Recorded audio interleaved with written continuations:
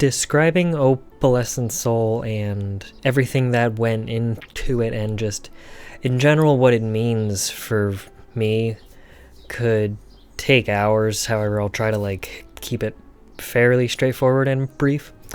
I think the biggest thing for me with this track is that it is the most honest and true to myself track I think I have ever worked on. Most of my music writing experience comes from writing music for things or for other people.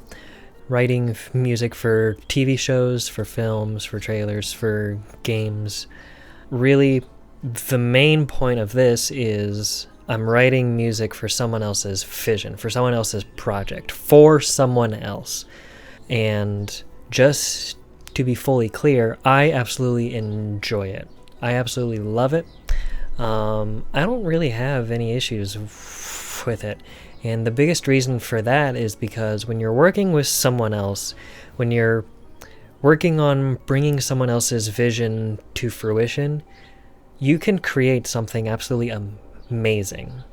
And I think it's really essential that you set your ego aside and work in a way which benefits the project and the vision. However, the one thing I've learned through working on this project is I was actually subconsciously really starved for a project that was just for me. A project that was specifically my vision, and it was just fully within my grasp and my scope of responsibility. I had full control over everything. With this control and responsibility comes the ability to fully express how I feel and fully express what I want to express in the way that I want to express it. I think I've mentioned it a few times online that I am a huge metalhead. I absolutely love everything about it. And I think this goes all the way back to when I was playing Guitar Hero 3 and I played Through the Fire and Flames for the first time. First of all, it was very hard and very much impossible for me, obviously. However, I absolutely loved how the song sounded. I really wanted to purchase this song through iTunes. However, at the time, I was maybe 10 or 12 or something. I had to send lyrics for every song I wanted to purchase to my dad for review, and I sent those lyrics to him, and he wouldn't approve of it. And I apparently threw a fit over that, and I was really sad and upset. However, eventually he actually purchased it for me, and he put it on a CD and put it in my CD player. And when I turned on the player for pre-sleep ritual, it started playing Through the Fire and Flames, and I was like, oh my gosh, I actually have it. Oh my god, I have it on a CD. I'm so excited. And I just never said a word to him, since I figured it was some sort of accident. It wasn't. Anyway, complete tangent aside, listening to metal is an excellent outlet for really strong emotions. In particular, really strong negative emotions. And listening to it let me release the really bad emotions and allowed me the creative room to focus on, more obscure and more specific emotions through cinematic and orchestral music. However, I think for the longest time I was always trying to create a metal-esque song with, an orchestra or, some sort of cinematic arrangement. However, I would find out really quickly, that's not really super possible if you're just working with an orchestra. You can create something that sounds really, hardcore and aggressive. However, I had a very specific sort of sound in my head, and an orchestra just wasn't cutting it.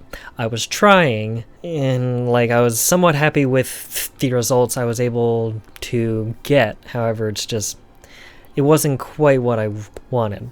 I always wanted to, ultimately, I think, combine an orchestra and the cinematic arrangement in general with the arrangement of a metal band and just create something which sounds absolutely huge, absolutely chaotic, and just, face-meltingly epic. And this is why I feel that this track, Opalescent Soul, is the most true to who I am as an artist. It contains every facet of who I am as a person and as an artist. I first quickly want to discuss the LYDIAN mode and what that actually means for me personally, and how I also used it in this track. The LYDIAN mode for me has, I think, a couple very specific emotions which you can nail very easily depending on how you arrange it with your instruments and how you arrange it, compositionally. For me, this mode inspires, grandeur. It inspires sometimes impending doom, and it also inspires discovery, and most importantly for this track, it sounds like madness. This mode thematically is very fitting for Opalescent Soul, and I'll also discuss what this track means for me in general here soonish. One of the biggest reasons this track was so fulfilling for me, aside from combining metal and cinematic elements, is the people I had a chance to work with. The first one is Viky Boyer, I think that's how it's pronounced. It's French, I'm not 100% sure. Sorry if I mispronounced that, Viky. We initially met in late 2020. She had specifically found me through a instrumental recreation of the song Why by Devin Townsend. And she reached out essentially asking if she could use that instrumental cover for her own vocal cover. To which I said sure. And then once we completed that, we connected on Facebook and Instagram, and then we just kind of left things there for a few years. Eventually, she contacted me in 2023, and she asked if I would be interested in creating some orchestral arrangements for some songs for her new band called Exomnus, to which I said yes, and I'm also an official part of the band. Through working on these arrangements, we, of course, started working a lot closer together. And then once Opalescent Soul came into my purview, I actually reached out to her and asked if she would like to provide vocals for this track, to which she said yes. And I also have to say really quick, she knocked it out of the park. She did a wonderful job. And the really cool thing for me was when she had finished officially recording her vocals, she actually said that singing and screaming on this track actually made her realize how wide her range truly is. And hearing that made me really happy, actually. On projects I work on with others, I always try to make these projects something which is truly memorable for all parties involved. So hearing something like she discovered how wide her range truly was through working on this project, once again, made me very happy. The second person I worked with on this track was Adrienne Cowan. I initially discovered her around, I think maybe 2020 or 2021, and I followed her on Instagram and just pretty much left it at that. Then eventually in early 2024, I reached out to her management once, Opalescent Soul was in my purview. I wasn't really anticipating a response since the negative voice in your head doesn't really shut up. However, I was really surprised because I actually received a reply from her management within the same day. I think it was maybe only just a few hours as well, which was great. The vocals she delivered were insane, absolutely insane. She essentially took the energy of the track from 100% to 110%. It was crazy. The very first time I had listened to the demo vocal she sent, I had just woken up at maybe 6:30 or so.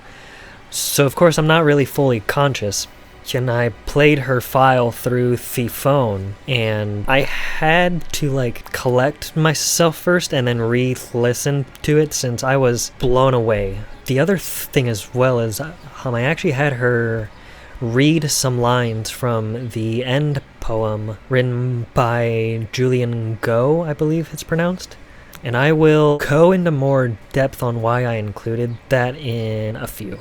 I also want to say real quick, like, you can hear the emotion behind her voice as she's reading it, and she absolutely nailed, like, the feeling I was shooting for with reading this poem. Viky and Adrienne are absolutely insane musicians. I am grateful for them willing to lend their time and effort for this track, because they essentially allowed me to explore the more metalhead side of my music. And I've also thought to myself a few times, like, if the person who I was 4 to 6 years ago knew who I was working with and knew on what projects I was working on, I don't think he would believe it at all. Like, at all. With that said, let's actually talk about what this track kind of means for me personally. I can't recall for sure, however, I feel like I read something online at some point that said something like, when you're in your 20s, that's when you actually realize, oh, I am going to die someday. And, like, it actually really hits. If you're not religious, and if you don't believe in an afterlife, then what happens after you die? I don't know. We don't know. Is it just nothing? Well, that's a pretty frightening thought. However, the thing is that in order for you to experience nothing, or even perceive it, you have to still exist. Which, when you die, you cease to exist. So there's no you left to perceive nothing. When you die, you are essentially beyond nothing, which is a really hard concept to wrap your head around. Over the past few years, this thought process has driven me insane and has caused a lot of anxiety for me. And I think really after thinking on these thoughts for so long, I've come to the conclusion that, okay, if I am going to die someday, then I'll just live a life that is as true to who I am as a person as possible. You should essentially do the things you love, nurture the friendships and relationships you want, and really appreciate truly what you have and who you know.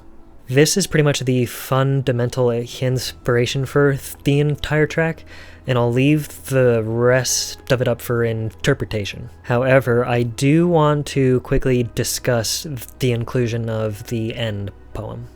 I could talk about Minecraft for hours, like genuine hours. I learned a lot through playing that, and I think I played it religiously, essentially, from late 2011 through sometime in 2015, I want to say. And it taught me a lot. It essentially taught me, creativity, friendships, spotting bad business relationships, funny enough, and just a lot of other things. For me, I loved creating these things called mega builds, or I think the other term is mega structures. And these are creations which are so huge they make you feel like unbelievably small. And usually, at least for me personally, they were not architecturally sound in the slightest. They were purely for aesthetics. And that was honestly all I cared about. However, I think I was creating things like that because I was trying to create a world that didn't exist that I really wanted to exist. In addition to that, I also made a ton of friends. I played on, I think, the same Minecraft server for the entire time I played Minecraft itself. And I think the funny, in a sort of bittersweet way, thing is I don't talk with really any of them at all anymore. And it's weird because I can distinctly recall hanging out in a Skype call, maybe somewhere in between, like maybe 2013, 2014 or something. And I can recall us talking about how like we would be friends for like a really long time. And we even shared phone numbers with each other. Like we were seriously really close. It really felt as if we wouldn't ever, stop talking. But things change, and it's pretty much just how it is. Now, for those who aren't super familiar with Minecraft in general, when you defeat the Ender Dragon, the credits scroll, I think. However, in addition to that, I'm not sure if the credits actually scroll or not. Someone can correct me on that, but when you defeat the Ender Dragon, a poem starts scrolling across your screen, and this is the end poem written by Adrienne Cowan. Now, he said for years he never signed it over to Mojang. I think that's how it's pronounced. Sorry. And even when Microsoft purchased Mojang, Julian still wasn't wanting to sign it over. And then in late 2022, he actually officially put it into the public domain. And because of that, I thought to myself, I think that this poem, in particular some lines near the end, would be very thematically fitting for Opalescent Soul, and would also serve as an excellent tribute to a game which had such a huge role on my life and who I am as a person today.